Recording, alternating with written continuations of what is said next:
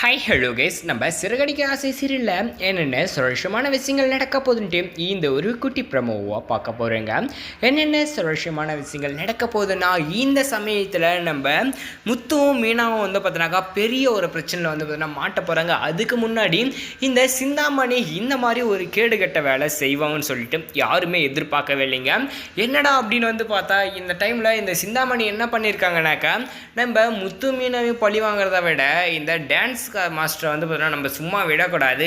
இந்த விஜயா வந்து பார்த்தீங்கன்னாக்கா நம்மளை எவ்வளோ வந்து பார்த்தீங்கன்னா அவமானப்படுத்தியிருப்பா, அசிங்கப்படுத்தியிருப்பா, அது எல்லாத்துக்கும் நம்ம ஒரு முற்றுப்புள்ளி வைக்கணும்னா இந்த சமயத்தில் இறங்கி ஒரு சம்பவத்தை செய்யணும் அப்படின்னு சொல்லி ஆல்ரெடியே வந்து இவங்க பண்ண ஒரு சம்பவம் பெருசாக வந்து பார்த்தீங்கன்னா இருந்தது. என்னென்னா, இந்த மனோஜுக்கும் இந்த விஜயாவும் வச்சு ஒரு வீட்டு பத்திரத்தை அடமானம் வச்சு பணத்தை வாங்கியிருப்பாங்க. அதுலேயுமே வந்து பார்த்தீங்கன்னாக்கா இப்போ பெரிய லாக்கும் வந்து பார்த்தீங்கன்னா ஆயிட்டாங்க. வேணுமனே இந்த சிந்தாமணி பண்ண ஒரு செயல் என்னன்னா, நம்ம விஜயா வந்து பார்த்தீங்கன்னா வசமாக சிக்க வைக்கணும், இந்த மனோஜையும் வந்து பார்த்தீங்கன்னாக்கா நம்ம பழி வாங்கணும் அப்படின்னு சொல்லிட்டு இப்போ இந்த வீடை அவங்க கைக்குள்ளே எடுத்துன்னு போகணும் அப்படின்ற மாதிரி அவங்க போராடினாங்க. இதில் நம்ம விஜயா வந்து பார்த்தீங்கன்னாக்கா டோட்டலாக ஏமாந்து இப்போ அந்த இடத்துல என்ன பண்ணிட்டாங்க, 48 லட்ச ரூபாய் இவங்க வாங்கியிருக்காங்க. அதனால் இவங்க 48 லட்ச ரூபாய் கட்டினா மட்டும்தான் இந்த வீட்டை நாங்கள் வந்து பார்த்தீங்கன்னாக்கா நாங்கள் திரும்ப வந்து பார்த்திங்கன்னா கொடுப்போம் இந்த பத்திரத்தை. அப்படி இல்லைன்னு வந்து பார்த்திங்கன்னா இந்த பத்திரத்தை வந்து நாங்கள் என்ன பண்ணுவோம், இதை வச்சு இந்த வீட்டை வந்து பார்த்திங்கன்னா மொத்தமாக டோட்டலாக முடித்து கட்டிட்டு போயிட்டே இருப்போம் அப்படின்ற மாதிரி பேசிட்டாங்க. இதை கேட்டால் விஜயாவுக்கு தூக்கி வாரி போட்டுறது. முக்கியமாக வந்து பார்த்தினாக்கா நம்ம விஜயா ஓவராக அட்டூழியங்கள் வந்து பார்த்திங்கன்னா பண்ணிகிட்டு இருந்தாங்க இல்லையா, அது எல்லாத்துக்கும் ஒரு முற்றுப்புள்ளி இப்போ வச்சுட்டாங்க இந்த சிந்தாமணி. நம்ம அண்ணாமலை என்ன பாவம் பண்ணாருன்னு தெரியல, இந்த விஜயாவை வந்து பார்த்தினாக்கா நம்பி ஏமாந்துட்டு தான் இருக்காங்க. ஏன்னா ஒவ்வொரு பொய்யும் வந்து இந்த விஜயாவும் வந்து சொல்லிட்டு தான் இருக்காங்க.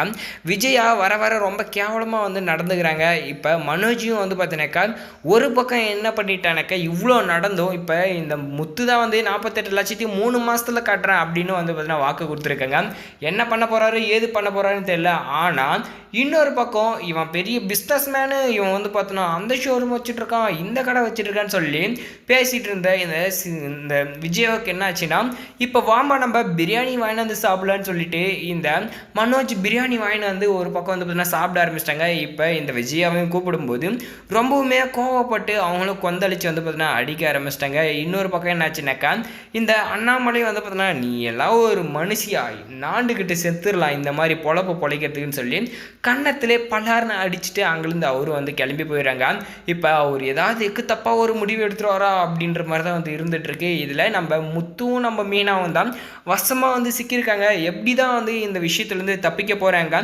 அது மட்டும் இல்லாமல் இந்த மாதிரி கேடுகட்ட வேலையை பண்ணிவிட்டு பிரியாணி சாப்பிட ஆசைப்பட்ட இந்த மனோஜுக்கும் இந்த விஜயாவுக்கும் என்ன மாதிரி தண்டனை கொடுக்கலாம் அப்படின்ற உங்களோட கருத்தை கமெண்ட்ல தெரிவிச்சுட்டு நம்ம சேனலையும் சப்ஸ்கிரைப் பண்ணிக்கோங்க. தேங்க்ஸ் ஃபார் வாட்சிங்.